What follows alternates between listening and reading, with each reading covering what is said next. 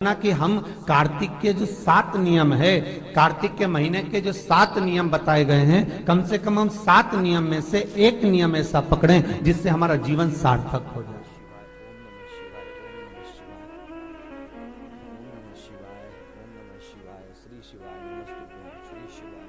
आप भले 7 नियम नहीं कर रहे कार्तिक के, भले एक नियम करो, पर वो नियम हमारा पूर्ण चलना चाहिए, उसके नियम की पूर्णता पूर्ण होना चाहिए। आपको कहा था कार्तिक के 7 नियम हैं, उसमें पहला दीपदान, दूसरा तुलसी पूजन, तीसरा भूमि पर शयन, चौथा शरीर पर तेल नहीं लगाना, पांचवा सुंदर दलहन चीजों का त्याग करना, और छठा ब्रह्मचार्य व्रत का पालन करना, और सातवां अपने जीवन में कार्तिक के महीने में चाहे वाणी का संयम हो, चाहे भोजन का संयम हो, चाहे शब्दों का संयम हो, चाहे दृष्टि का संयम हो, चाहे इंद्रियों का संयम हो, वो संयम रखें। मुक्ति मिलना बहुत सरल है।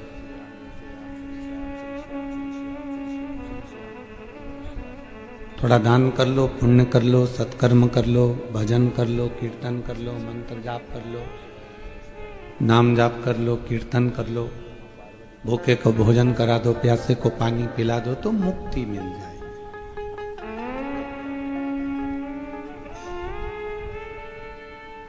पर मोक्ष पाना थोड़ा कठिन। मोक्ष से मतलब है कि फिर संसार सागर में हमारा जन्म ना हो, फिर हम पैदा ना हो, फिर वापिस ना आए, फिर ना जाए। पुनरपि जननम पुनरपि मरणम के प्रपंच से हम बाहर निकल जाए, और ये बहुत कठिन है। इसके लिए तो हमको किसी सदगुरु की शरणागति ग्रहण करना पड़ेगी और वहां बैठकर कुछ सत्संग करना पड़ेगा। सत्संग को मूल इसलिए कहा गया कि नवदा भक्ति में मेरे राम जी महाराज ने भी शबरी अम्बा को, माँ शबरी अम्बा को यही शब्द कहा कि प्रथम भक्ति संतन कर संग, और दूसरी रति मम कथा प्रसंग। एक सत्संग कर लो, दूसरा कथा को श्रवण कर लो, तो धीरे धीरे फिर हमें मोक्ष को ढूंढना नहीं पड़ेगा। भगवान जैसे शबरी के दरवाजे पर आकर मोक्ष दे दिए, वैसे हमको भी परमात्मा आकर मोक्ष दे दिए। फिर मोक्ष हमको नहीं ढूंढना है, मोक्ष देने वाले को हमें ढूंढना पड़ेगा। और जब हम उसके आश्रित हो जाते हैं, जब हम उसके ऊपर पूर्ण तरह से विश्वास करने लगते हैं, जब हम उसके पूर्ण भरोसे उस पर करने लगते हैं, फिर वो हमको संभालने लगता है।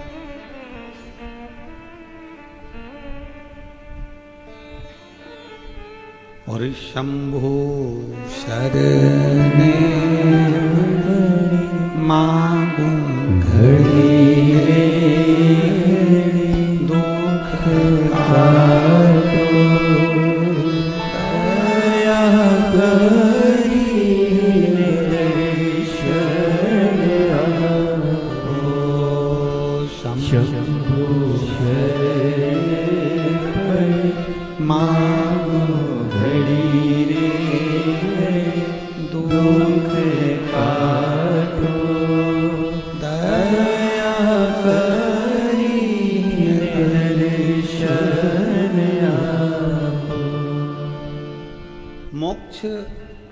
मुक्ति दोनों अलग है। मुक्त हो गए, फिर वापिस जन्म ले लिया, फिर आ गए, फिर चले गए, फिर आ गए, फिर चले गए। पुण्य पूरे हो गए, मृत्युलोक में फिर फेंक दिए।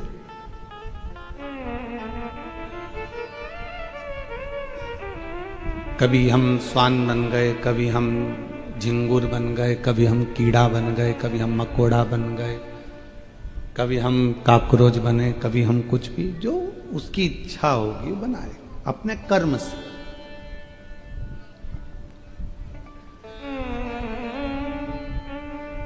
अभी 1 मिनट की फुर्सत नहीं है संसार के लोगों को, पर इसके बाद का जो जन्म होगा पूरी फुर्सत में हो गए।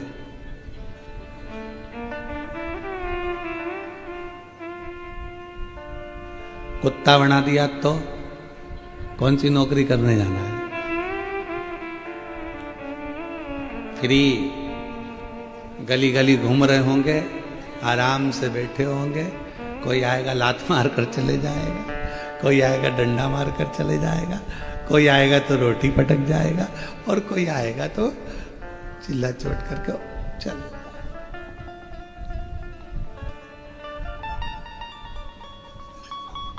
अभी कहो तो क्या फुर्सत नहीं है गुरुजी, समय नहीं है, टाइम नहीं मिल पा रहा हमको, समय नहीं मिल पा रहा। भगवान ने भी कह दिया ठीक है, अगला समय तुझे ऐसा दूंगा कि तू बिल्कुल फ्री, एकदम फ्री। टाइम ही टाइम तेरे पास में, इधर घूमना उधर घूमना, गली गली जाते फिरना, फिर कोई काम।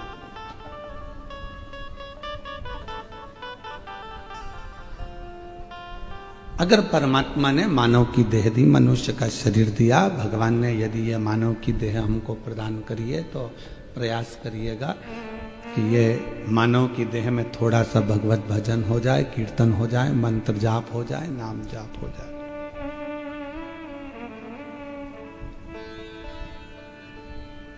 हम उसके लिए समय निकालेंगे तो फिर वो भी हमारे लिए समय निकाल कर हमको कुछ अच्छा दे। जब तक है ये जिंदगी फुर्सत ना मिलेगी काम से, ऐसा कोई समय निकालो प्रेम बड़े श्री राम से। ये समय फिर थोड़ी ना। दुनिया का सबसे बड़ा दान कौन सा है?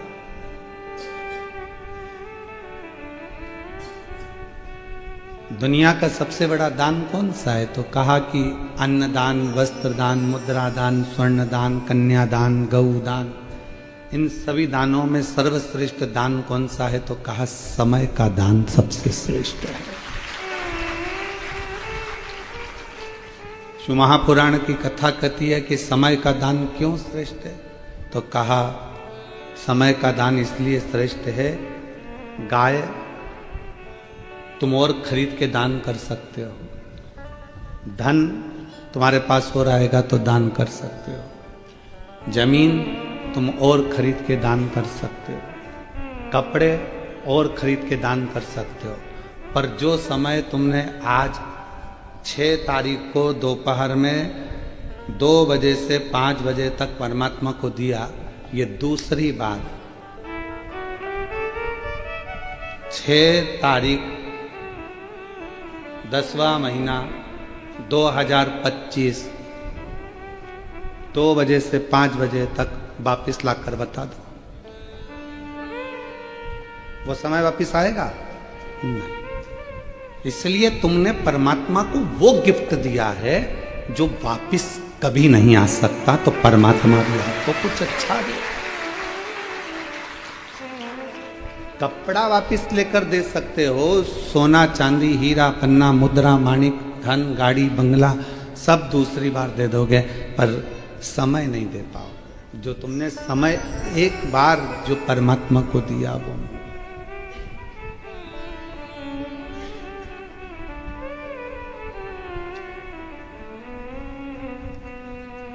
इसलिए ये जो काल है, ये काल की जो गणना है, जो समय है, ये समय मूल माना गया।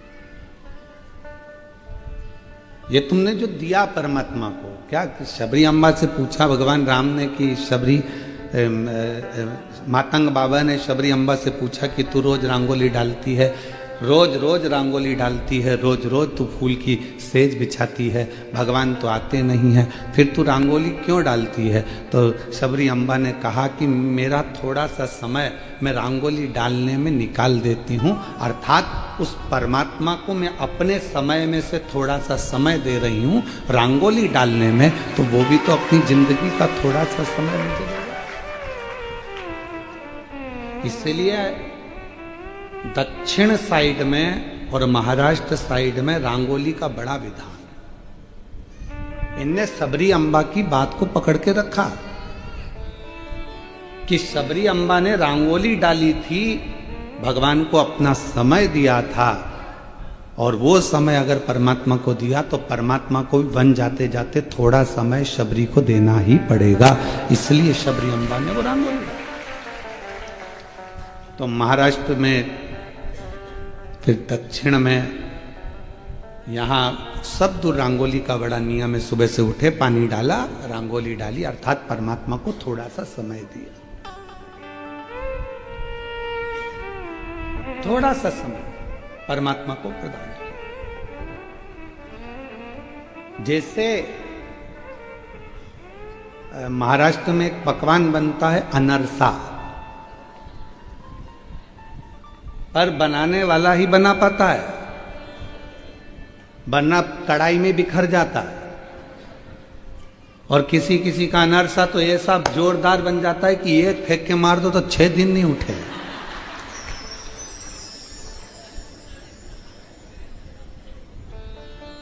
और फिर उसको पत्थर से दो के पीस के फिर खाना पड़ता है। वो अगर मुंह में रख लिया तो गलने में भी कम से कम 5-7 मिनट लेता है। तो क्या ऐसा क्या खा लिया? तो क्या अनरसा खा लिया? तो कहा बनाने वाला होशियार नहीं था, वरना अनरसा तो जैसे कड़ैया में बिखरा हुआ रहता है, जाल जाल पड़े होते हैं, वैसे मुंह में जाते ही से ही घुल जाता है, वो अनरसा कहलाता है। बनाने वाला जोरदार होना चाहिए, अर्थात सद्गुरु ऐसा होना चाहिए जिंदगी में कि सत्संग की कढ़ाई में जब तुम्हें डाले, और केला और चावल का आटा कितना मैश करना है उसको मालूम होना चाहिए। मतलब उसको ये अंदाजा होना चाहिए कि शुगर की मात्रा, शक्कर की मात्रा सब कितनी होना चाहिए, कितना लोगे आप, कितना ग्रहण करोगे आप।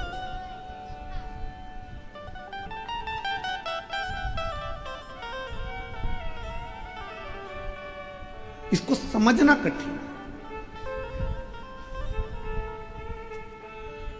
महाराज शिव कथा कह रही है कि एक सतगुरु सब कुछ बराबरी में रखता है। तो मातंग बाबा ने पूछा कि तुम ये रंगोली क्यों डालती हो शबरी? शबरी कहती है कि मैं अपनी जिंदगी का थोड़ा सा समय परमात्मा को दे रही हूं, थोड़ा सा समय, ज्यादा नहीं। और जब मैं अपना थोड़ा सा समय परमात्मा को दे रही हूं तो ये विश्वास है कि जब परमात्मा इधर से निकल के जाएंगे, मेरा रूट थोड़ा साइड में है, भगवान के निकलने का रूट अलग है। जलगांव जाना है तो रास्ता अलग है, पर किसी को जलगांव आना है तो 40 गांव में अगर कोई रहता है पहचान वाला, तो फिर 40 गांव होते हुए उसी 40 गांव में जब जाएगा जब उसकी अच्छी पहचान होगी। शबरी अम्बा कहाँ रंगोली डाल रही है, शबरी अम्बा किस मार्ग पर रंगोली डाल रही है, और राम जी को जाना था दूसरे रूट से। लक्ष्मण जी ने कहा प्रभु मैप पे तो इधर का रास्ता दिखा रहा, अपन को चलना इधर है। लक्ष्मण जी तो स्वयं शेषनाग, अपने को चलना इधर, पर आप ये दूसरे रास्ते पर क्यों जाना चाहते हो? तो भगवान ने कहा कि लक्ष्मण, एक शबरी है जो रोज मेरे लिए समय निकाल लेती है। जब वो मेरे लिए समय निकाल सकती है तो मुझे भी 14 वर्ष में से कम थोड़ा सा समय उसके लिए निकाल। इतने समय में उसने मेरे लिए समय निकाला। कितनी व्यस्त थी शबरी, कितना काम था उसको, मंदिर जाना, देवालय जाना, शिवालय जाना, ये करना वो करना, संतों के लिए भोजन तैयार करना, बेर चुन कर लाना, ये काम करना वो काम करना। आप सब फ्री हो क्या?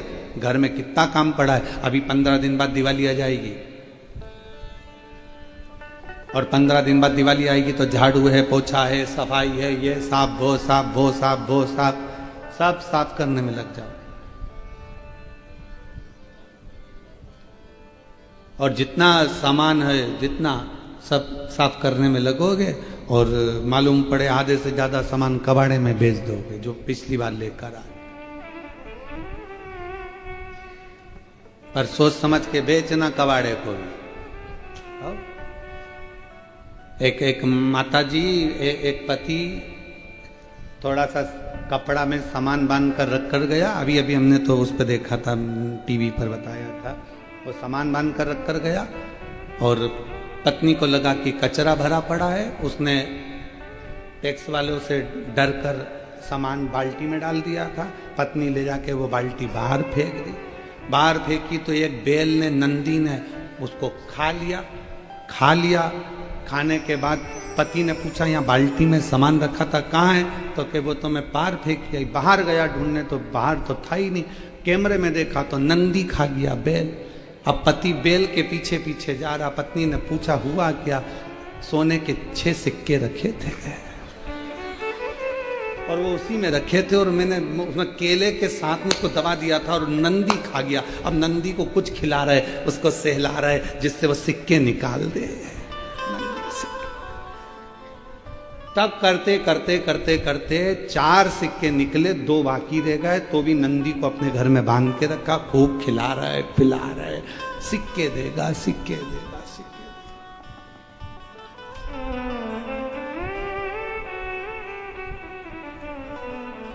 अब किसके पास समय? क्या शबरी अम्बा के पास समय था? नहीं। राम जी के पास क्या समय था? नहीं। उनको जाना था मार्ग पक्का कर कर राम मां सीता जी को ढूंढने के लिए। कितना टेंशन होगा। धर्म पत्नी नहीं है साथ में, विचार करिएगा जरा। और तो भी इतनी बड़ी चिंता में, टेंशन में रहने के बाद भी शबरी अम्बा के दरवाजे पर चले गए, अलग से रूट निश्चित कर कर। आप आए नहीं और सुबह हो गई, मेरी पूजा की थाली धरी की धरी रह गई।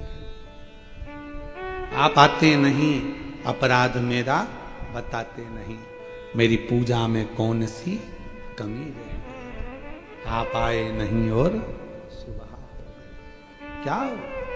शबरी अम्बा अलग पथ पर है। राम जी कह रहे हैं कि मुझे जाना पड़ेगा, वहां पहुंचना पड़ेगा, वहां जाना मेरा काम है, क्योंकि उसने मेरे लिए समय निकाला। आपके घर पर भी कितना काम पड़ा है, कितनी व्यस्तता है, कितना समय आप लगा कर बैठे हो। उसके बाद भी अगर समय निकाल कर आप लोग यहाँ आ रहे हैं तो एक ना एक दिन मेरे भोले बाबा को तुम्हारे यहाँ भी समय निकाल कर जाना ही पड़ेगा। तुम्हारे दरवाजे पर पहुंचकर तुम्हारा दुखड़ा मिटाना ही पड़ेगा। दुनिया का सबसे बड़ा दान समय का दान है। तुम्हारे घर के बुजुर्ग को तुमसे प्रॉपर्टी चाहिए क्या? बोलो, जम के बोलो। तुम्हारे घर के बूढ़े माँ बाप को तुमसे गाड़ी चाहिए क्या? तुम्हारे घर के बुजुर्ग माँ बाप को तुमसे कपड़े चाहिए क्या? तुम्हारे घर के बुजुर्ग माँ बाप को तुमसे अंगूठी, चैन, मंगलसूत्र कुछ चाहिए क्या? नहीं। घर के बुजुर्ग माँ बाप को अगर चाहिए तो तुम्हारे समय का दान चाहिए। थोड़ा सा समय हमको दे दो बेटा, थोड़ा बैठ जाया करो, आ जाया करो, बातचीत कर लिया करो। हम किसी से, कोई रिश्तेदार जाता है तो उससे कहते हैं भाभी और आना, काकी जी और आना, तुम्हारे आने से अच्छा लगता है। पर मतलब उसने तुमको समय दिया। अब वो काकी जी तुम्हारे यहाँ आई, काकी जी क्या जाओगे कि नहीं जाओगे? बोलो बोलो, जम के बोलो, जाओगे ना। अब जैसे तुम्हारे बहन के घर में शादी और बहन के घर शादी, और तुमने क्या करा कि मेरी अब तबीयत ठीक नहीं रहती बेटा, एक काम कर बहू तू चली जा। अब बहू गई शादी में, तुम्हारी बहू की कौन लगी? वो जम के बोलो, मौसी सास। अब मौसी सास के यहाँ शादी में गई, जितनी बहन काम करती शादी में उतनी बहू करेगी क्या? बहन तो जाती तो काम में लग जाती, कपड़े उठाना है, फिलारा उठाना है, सामान उठाना है, ये करना है, वो करना है। और बहू गई है तो डेंटिंग पेंटिंग करके वो तो बढ़िया कुर्सी पे, ए बेटर लाओ जरा पानी की बोतल लेके आओ, जाओ, ए भैया चलो उधर से जाओ, जाओ ये लेके आओ, जाओ जल्दी से, हाँ लेके आओ जरा। और गिलास भी वहीं रखेगी, सामान भी वहीं रखेगी, पड़ा है तो पड़े रहने देगी। पर बहन आती तो थोड़ा फैलारा उठा लेती, थोड़ा काम संभाल लेती। वो कह देती तू अपना काम कर, मैं हूं ना, देख लूंगी, तू अपना काम कर। बहू आई, अब तुमने अपनी बहू को वहां भेजा। अब तुम्हारे यहां कोई फंक्शन होगा तो तुम्हारी बहन क्या करेगी? बोलो बोलो बोलो, बहू को भेज देगी। अब वो काम करेगी क्या? नहीं। बस यही शिव पुराण की कथा कर रही है, तुम कथा तक आए हो तो एक ना एक दिन मेरा विश्वनाथ, मेरा कुबेर भंडारी तुम्हारे दरवाजे तक हो। और तुमने कह दिया कि मम्मी तुम चली जाओ, अब कथा में क्या सुनूं, तुम चली जाओ, तो मम्मी तो चली जाएगी। फिर जब तेरी बारी आएगी, छाती में दर्द हुआ, हॉस्पिटल ले गए तो क्या ब्लॉकेज है, बस थोड़ा सा समय बाकी है, प्राण छूटने का समय होगा, तो भगवान को पुकार भी रही होगी तो भगवान कह देंगे नहीं आ सकता, तूने अपनी सास को भेजा था तो मैं भी यमराज को भेज देता। बहुत अंतर। मासी आती फैलारा उठाती, शिवजी आते जैसे देवराज ब्राह्मण को नंदी पर बिठा कर लेकर चले गए थे, अगर शंकर आते तो तुझे लेकर जाते। शिव में और यमराज में बहुत बड़ा अंतर है। शंकर भगवान अपने गण को खुद लेने के, अपने भक्त को खुद लेने के लिए आते हैं। भगवान नारायण के जो भक्त प्राणों को त्यागते हैं उनको लेने के लिए पार्षद आते हैं। ब्रह्मा जी के भक्त प्राणों को त्यागते हैं, उनको लेने के लिए पार्षद आते हैं। पर भगवान शिव अपने भक्त को लेने के लिए खुद आते हैं, नंदी पर बिठाते हैं, लेकर जाते हैं। अब शिव आते तो तुम्हें लेकर जाते, पर नंदी पर शंकर लेकर जाते, पर यमराज आएगा तो वो तुमको ऐसे लेकर जाएगा, वो तो तुमको पाड़े की पूंछ से पीछे बांध लेगा और खुद पाड़े पर बैठकर तुम्हें खींचता खींचता लेकर जाएगा। फिर कुछ नहीं। इसलिए निवेदन है, परमात्मा को हर पल हर घड़ी याद करो। अंत समय प्रभु आना पड़ेगा, वचन दिया तुम्हें आना पड़ेगा। आए ना आए प्रभु कुटुंब कबीरा, अंत समय प्रभु आना पड़ेगा, वचन दिया तो निभाना पड़ेगा। अंत समय प्रभु आना पड़ेगा। जो वचन दिया है उसको निभाने के लिए आपको आना पड़ेगा। मैं किसी के भरोसे नहीं, किसी के भरोसे, क्योंकि मैंने सबको देखा है। देख लिया संसार हमने, सब मतलब दिया हमने,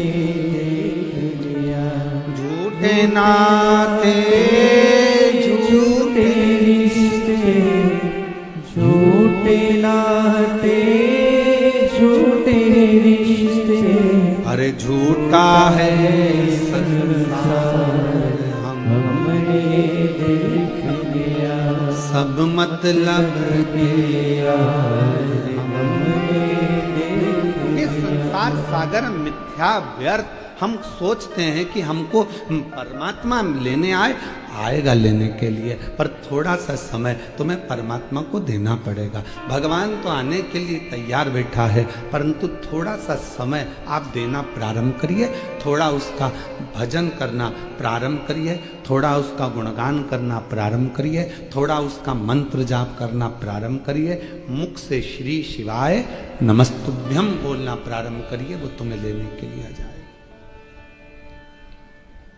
आएगा। ऐसा नहीं है कि नहीं आएगा, वो आएगा।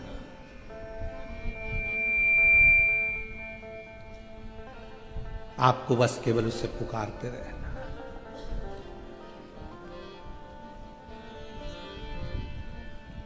कितना प्रयास करते हो,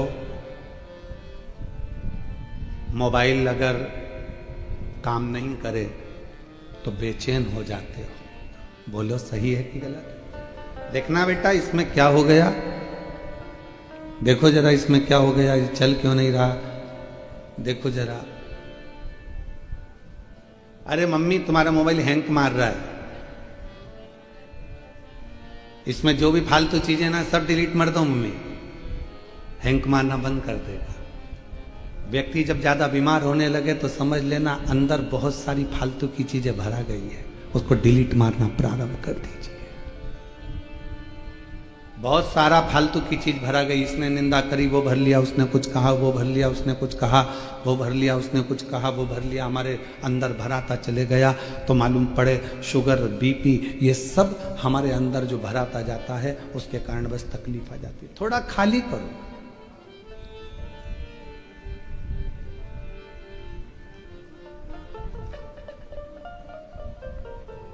एक महिला ने कस्टमर केयर पे फोन किया और फोन कर कर बोली कि 4 घंटे हो गए, 4 घंटे निकल गए, आपकी कंपनी का इंटरनेट ही नहीं चल रहा है, 4 घंटे से परेशान हूं मैं, बताओ अब मैं क्या करूं। तो कंपनी वाले ने फोन कर कर कहा घर में जितना काम है जब तक वो कर लो, जो काम पड़ा हुआ है वो निपटा दो, 4 घंटे बाद जब नेटवर्क आए फिर लेके बैठ जाना, उसमें क्या दिक्कत। पर जब तक नेट नहीं मिल रहा, जब तक इंटरनेट नहीं चल रहा, तब तक आप दूसरा काम। पर कितना मोबाइल बंद है, ध्यान बार बार उस मोबाइल पर जाएगा, बार बार जाएगा। बस निवेदन इतना सही है कि अपने चित्त को, अपनी वृत्ति को, अपने मन को दौड़ा दौड़ा कर परमात्मा के श्री चरणारविंद तक लेकर जाए। अपने मन को भगवान तक लेकर जाइए, बार बार लेकर जाओ। तेरे मंदिर में आना मेरा काम है और मेरी बिगड़ी बनाना, तेरे मंदिर में मैं आ ही गया, मुझे दर्श दिखाना तेरा। शबरी अम्बा ने भगवान को समय दिया है। आपसे निवेदन है, रंगोली डालते हो और रोज रंगोली बनाते हो क्या आप लोग? हैं? बनाते हो? क्या सोच के बनाते हो?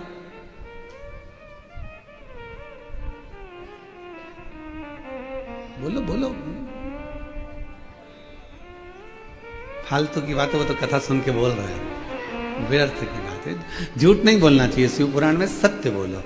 काय के लिए बनाते हो कि सब बनाते हैं तो अपन को बनाना चाहिए, दरवाजे पर डालना चाहिए, अच्छा लगता है, 4 लोग देखेंगे, कोई आएगा जाएगा, अच्छा लगेगा। भगवान के लिए नहीं, भगवान के लिए तो अब तुम कार्तिक का महीना आएगा तब दिवाली पे, धनतेरस, रूप चौदस, इस समय पे डालोगे तो भगवान के लिए डालोगे।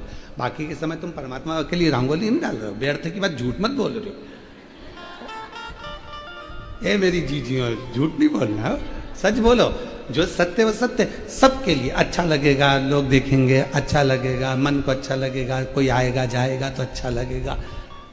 आज से नियम ले लो कि मेरी जो रंगोली डलेगी दरवाजे पर, जब जब रंगोली डालूंगी मेरे बाबा के लिए डालूंगी, मेरे परमात्मा के लिए डालूंगी, मेरे ठाकुर के लिए।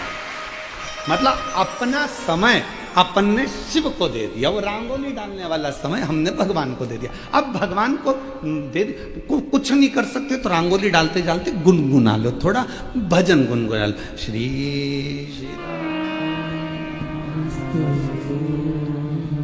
श्री शिवाय नमस्ते, श्री शिवाय नमस्तुभ्यं, श्री शिवाय नमस्तुभ्यं, श्री शिवाय नमस्तुभ्यं, श्री शिवाय नमस्तुभ्यं। अगर आपने भजन करते करते भी रंगोली डाली तो भगवान ने उसको अपना समझ लिया। भोजन बनाते बनाते भी भजन गुनगुना रहे हो तो भगवान ने वो समय अपना समझ लिया। तैयार होते होते भी तुम भजन गा रही हो तो भगवान ने वो समय अपना समझ लिया। जितना काम कर, हम ये नहीं कहेंगे तुम काम छोड़ दो, तुम तो खूब करो। हम ये भी नहीं कहते कि तुम अपनी दुकान छोड़ दो, तुम अपना घर छोड़ दो, तुम खूब करो।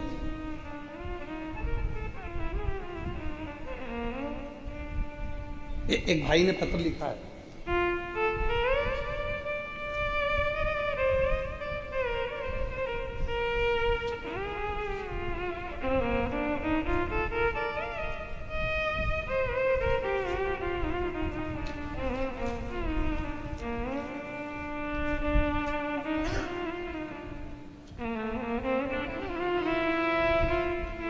मेरा नाम सो मंजू श्री प्रफुल्ल पांडे है। मेरे पति का नाम प्रफुल्ल रमेश पांडे है। कहीं बैठे हैं? आप ही हैं। मैंने आपकी कथा मालेगांव, ब्राह्मणपुरा, आकोला, 40 गांव, धुलिया, नंदगांव, जलगांव सब जगह सुनी। यहाँ पे भी ऑनलाइन कथा सुनने की इच्छा थी, पर नौकरी से छुट्टी नहीं मिल रही थी। तो आज अचानक से हमारे मालिक, शॉप के दुकान के मालिक श्री मनीष दादा जैन, राजमल, लक्ष्मीचंद ज्वेलर्स वाले, उन्होंने कहा, क्यों बेटा तुम कथा सुनने नहीं गई? कि सेठ जी छुट्टी नहीं मिलेगी इसलिए नहीं गई। तो सेठ जी बोले, तुझे मुझे बोलना तो था कि कथा सुनना, जा पहले कथा सुन, बाद में आ जाना नौकरी पर। पहले जा कथा सुन। बैठो आप, बैठो, प्रणाम। पहले कथा सुन। मैं आपके सेठ जी को भी नमन करता हूं और आपको भी नमन करता हूं जो भगवान की शिव।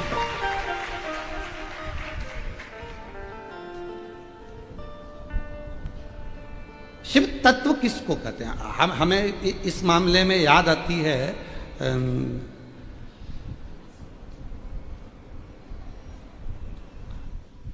बालोद की महापौर प्रतिभा चौधरी जी, वो जीजी प्रतिभा चौधरी जी बालोद की, अभी वर्तमान में वो महापौर है वहाँ की।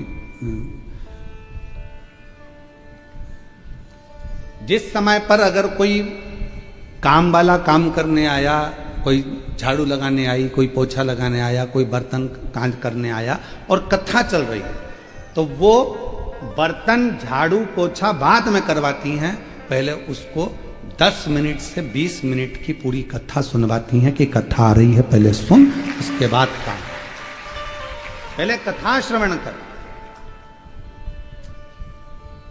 और कथा सुन, पहले 10-15 मिनट तेरा भगवान को दे। हो सकता है इस जन्म में तुझे इतनी मेहनत करना पड़ रही है, इतनी घर घर जाकर काम करना पड़ रहा है, कभी शिव की कृपा हो गई और कुबेरेश्वर बाबा ने भंडार भर दिया तो तेरी जिंदगी 2 क्षण तू परमात्मा को अपने समय में से समय जिसने देना चालू कर दिया, उसकी जिंदगी अपने आप सार्थक हो गई। आप क्या कर रहे हो? समय ही तो दे रहे हो। और आखिरी में लोग मांगते क्या है? बोलो बोलो, आखिरी में मांगते क्या है परमात्मा से? कोई बीमार पड़ा हुआ है तो भगवान से कहोगे इसको 2 लाख रुपए दे दो प्रभु, मरने वाला है। 2 करोड़ रुपए दे दो प्रभु, मरने वाला है। क्या कहोगे? डॉक्टर साहब कुछ ऐसा कर दो, थोड़ा समय मिल जाए। भगवान इसको 2-4 साल और दे दो प्रभु, इसको 2 महीने और दे दो भगवान, थोड़ा सा समय दे दो। परमात्मा से क्या मांग रहे हो? समय। भगवान लिस्ट उठाएगा, देखेगा इसने मुझे समय दिया है, आई थी जलगांव कथा में पहुंची थी और पहुंचने के बाद इसने समय मुझे दिया है, तो भगवान जी कह देगा ठीक है, अब मैं तुझे समय प्रदान करता हूं। समय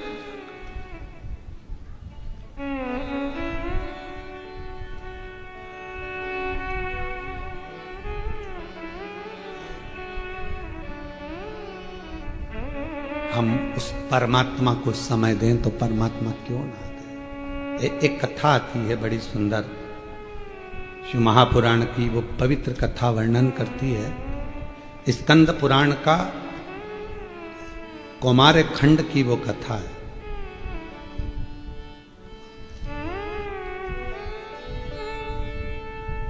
और स्कंद पुराण का कौमार खंड की कथा कहती है कि एक बार अर्जुन 12 वर्ष के लिए वन यात्रा पर चले।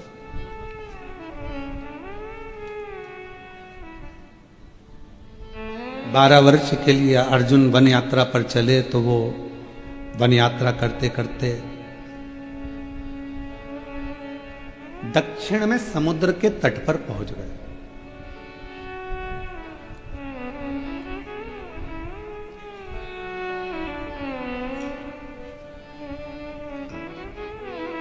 और दक्षिण में समुद्र के तट पर पहुंचे।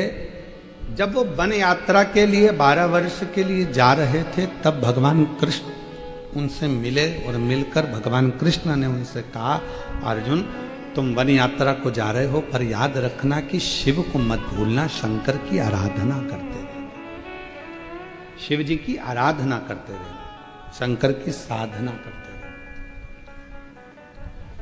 तुम शिव जी को मत भूल जाना, भगवान शंकर को मत भूल जाना। और यही की यही जो भगवान कृष्ण ने अर्जुन से कहा वही की वही दशरथ जी जब भगवान श्री राम विदा हो रहे थे तब माता कौशल्या जी के पास जब प्रणाम करने के लिए गए थे तो माता कौशल्या ने भी यही कहा था, राम तुम वन जा रहे हो 14 वर्ष के लिए पर याद रखना कि तुम शिव को मत भूल जाना, शंकर को। तो राम जी ने प्रश्न किया था मां कौशल्या जी से, राम जी ने प्रश्न करा था मां कौशल्या जी से, मां आप कैसे कह सकती हैं कि मैं शिव को भूल जाऊंगा? तो माता कौशल्या जी ने कहा था, दुनिया की रीति है बच्चा जिसके साथ मेला घूमने जाता है, मेला घूमने के लिए जब लोग जाते हैं मेले की चमक देखकर, खिलौने देखकर जो मेला घुमाने वाला है उसी को भूल जाते हैं। बोलो सही है कि गलत है? ओ जलगांव की जीजियों, सही है जीजाओ? मेला घुमाने जो लेकर गया, मेले की चमक देखकर, झूला देखकर, खिलौने देखकर, ये देखकर, वो देखकर जो मेला घुमाने लेकर आया था उसी को भूल गए। ये कितना अच्छा लग रहा है, वो कितना अच्छा लग रहा है, ये अच्छा लग रहा है, वो अच्छा लग रहा है, और जो घुमाने आया उसी को भूल गए।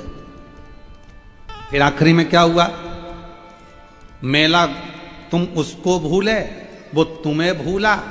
तुम मेले के चक्कर में, खिलौने के चक्कर में, चमक में इतने फंस गए, आखिरी में वो मेला जब पूरा खत्म हो गया तब आंख में आंसू आ रहे, मेरा भैया कहाँ चले गया, मेरा पापा कहाँ चले गया, मेरी आई कहाँ चली गई, उनने मेरा हाथ छोड़ दिया, उनने मेरा हाथ छोड़ दिया। आई बोली मैंने हाथ नहीं छोड़ा, पापा बोले मैंने हाथ नहीं छोड़ा, तू ये चमक में इतना भर गया कि मेरा हाथ तूने छोड़ दिया। मेला घुमाने जो आया था उसी को लोग भूल गए। उसी तरह परमात्मा भी हमें संसार के मेले को घुमाने के लिए लेकर आते हैं और हम उसका हाथ छोड़ देते हैं और संसार की चमक में रह जाते हैं। संसार की चमक हमें अच्छी लगती है, गाड़ी बंगला, ए जी ओ जी सब अच्छा लगता है। हम जब फ्लाइट में सफर करते हैं तो हम कई लोगों को देखते हैं उस फ्लाइट के अंदर, हमारे जीजा उनको इतने खुश होते हैं पूछो मत ही। फ्लाइट में सफर करने वाले जीजा इतने खुश होते हैं पूछो मत ही। एक बटन दबाई मैडम पानी लेकर आई, एक बटन दबाई मैडम जी सर, एक बटन दबाई जी सर, बड़े खुश होते हैं। तो हमने आशीष से कहा, आशीष ये तुम्हें मालूम है ये जीजा हो इतने खुश क्यों हो रहे हैं? क्योंकि घर पर 25 बार बोलना पड़ता है, पानी ला दे, पानी ला दे, पानी ला दे, पानी ला दे, तब लाती है। यहां एक बटन से पानी आ जाता है, एक बटन से। जिनकी घर में नहीं चलती उनकी फ्लाइट में चलती। खुश हो, प्रसन्न हो, आनंदित हो।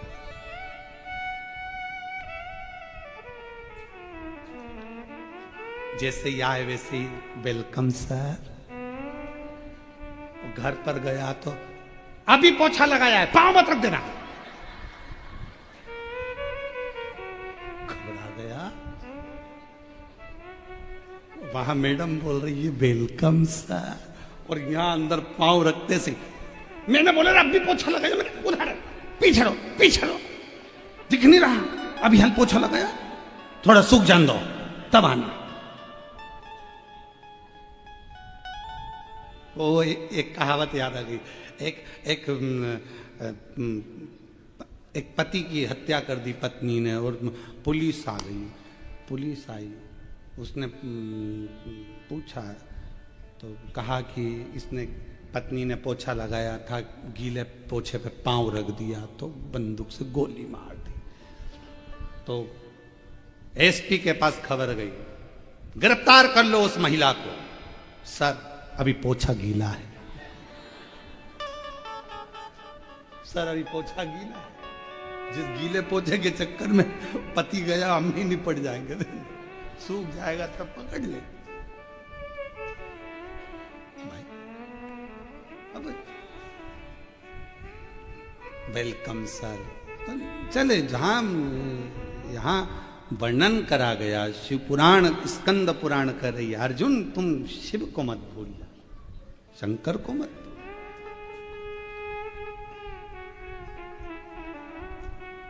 कौशल्या मैया ने भी कहा था, राम तुम शिव को मत भूलना, बन जा रहे हो ना 14 वर्ष, शंकर जी को क्षण भर भी ना भूलना, रोज आराधना करना, रोज साधना करना, रोज पूजन करना, भूलना। ठीक है, तो कहा मां मैं शिव को क्यों भूलूंगा? तो माता कौशल्या जी ने कहा मेला घुमाने कोई